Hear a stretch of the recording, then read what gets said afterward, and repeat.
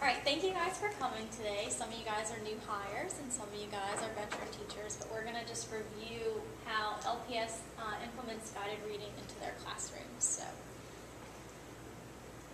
the goal for today is to be able to take these steps and implement them next year, to use guided reading for your students as a differentiated plan to get your readers at their levels in order to improve.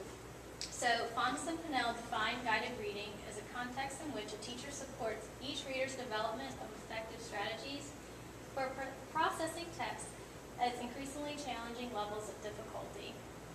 Fontes and Pinnell is an accredited research-based program that we use sometimes for guided reading, and we are going to talk about the benefits. It motivates students to use reading strategies, so when you're in your small groups, you're constantly talking about highlighting and using strategies going back in the text in order to find the answers. It introduces higher order thinking questions and can be used in grades kindergarten through 6th, which our middle school is now implementing as well.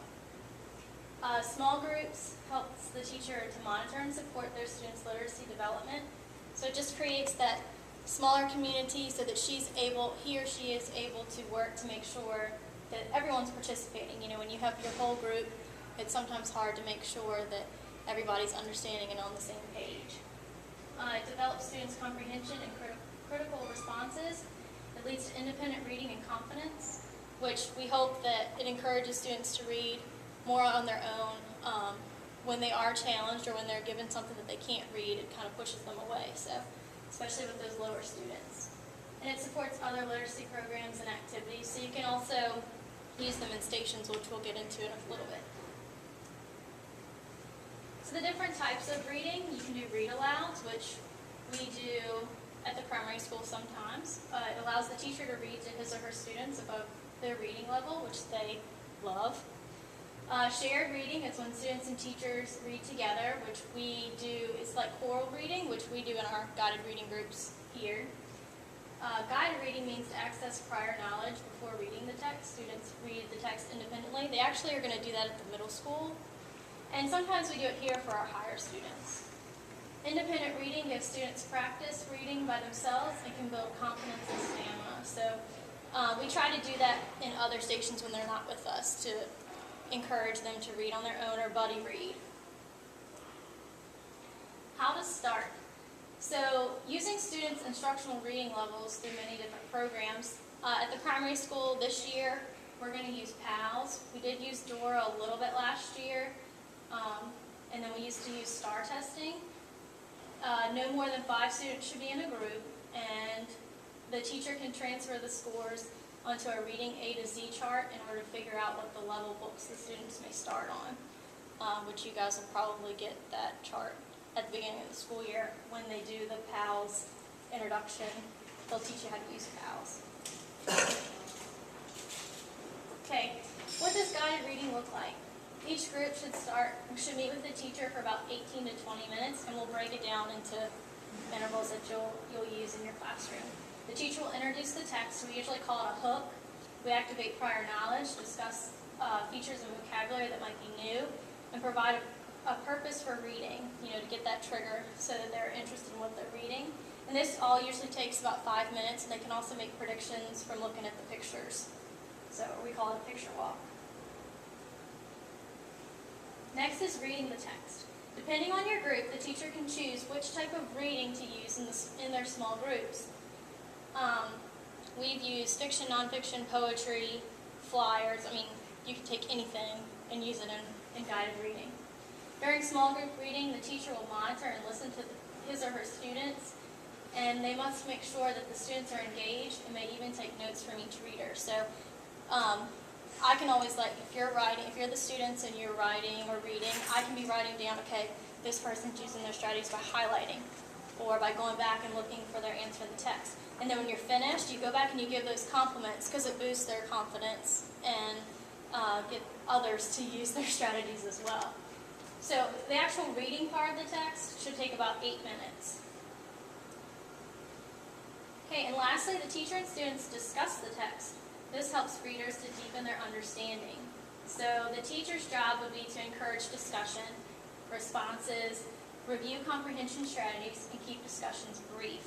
So it's really important. They want you to almost engage the students to have conversations about the text, to kind of learn from one another, to ask questions from one another. Obviously, you're going to start that conversation most likely, but you don't want to go too far into one question just because you don't have a ton of time and their attention span isn't going to be there. But for their job, and you want to make sure that you express this to them when you're starting to model it at the beginning of the year, that they need to be able to listen to their peers, talk to one another, ask and create questions. They can always answer each other's questions, challenge points of views, and justify responses. Okay, so what we're going to do is we're going to kind of pretend that we're in a guided reading group, and then you guys are going to create questions and kind of have a conversation about the story that we're going to read. So this story is called Maya Makes a Book. And this is beginning 2nd grade, so this is perfect for the levels that we're working with. So as a teacher, one of the first big things that we do is we teach our students to highlight the title. So that's one of the strategies. So if I see, you can grab a crayon.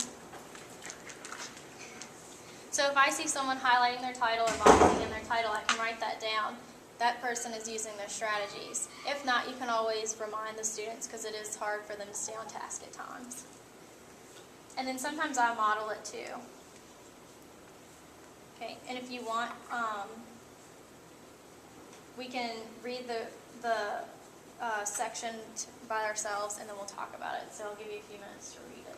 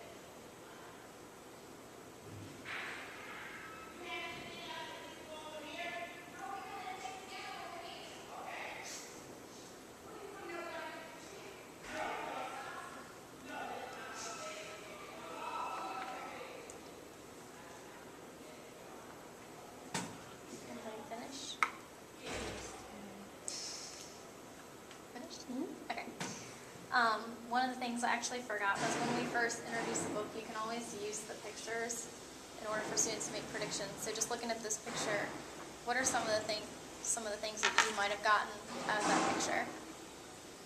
What do you think the story is going to be about? Read about planes. Okay. Yeah. Yeah, this one's kind of simple. So you think it's going to be a book about planes or a story about planes.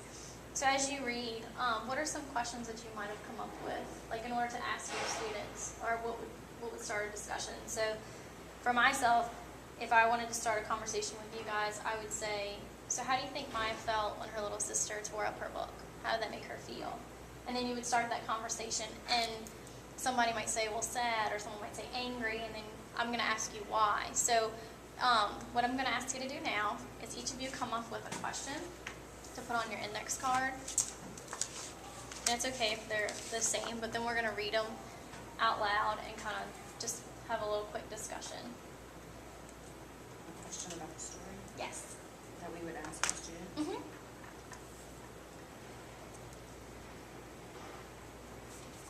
We could kind of make that ongoing conversation with your students.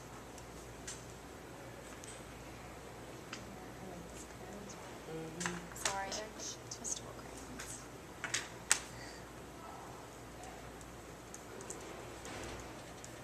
Second grade. Yes, second grade questions.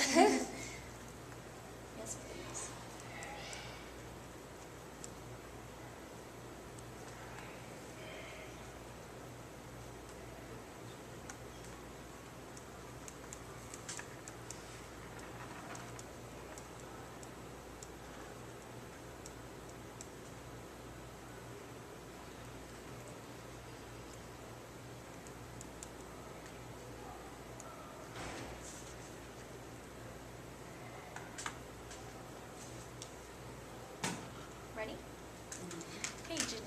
want to read yours first? Yes, I said, how did Maya solve the problem? So what's the solution to her problem? Okay, so what's the solution for Maya? What did she do in order to make things better? And that would be when you guys would tell me, or tell your friends, what did she do? She made a book for her sister. Yeah, she made an age-appropriate book for her sister. Good, okay. I just reviewed like from the ending of the story. Why do you think Maya was happy at the end of the story to make sure that they understood what was making her happy? Right, good, okay. Does anybody want to answer that? Her sister didn't care for her. Yeah. She was Books destroying aren't her getting stuff and she had Yeah, her books were okay now. She had her little sister had her own books. Okay, Sheila?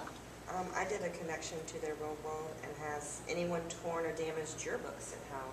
Yes, and that gets them engaged because they love talking about themselves. And, Text to self. Right. Connection. Yes. right, so that's And if so, awesome. how did you feel and what did you do? Yes, and that can make the conversation so much more in depth because then they all chime in with their own little stories. Yeah, so.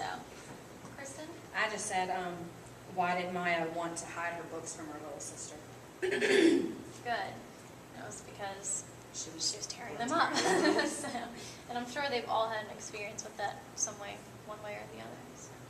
So that's how, that's what guided reading would look like. You know, you start with your picture walk, which we kind of skipped, but we went back to, and that would be your hook.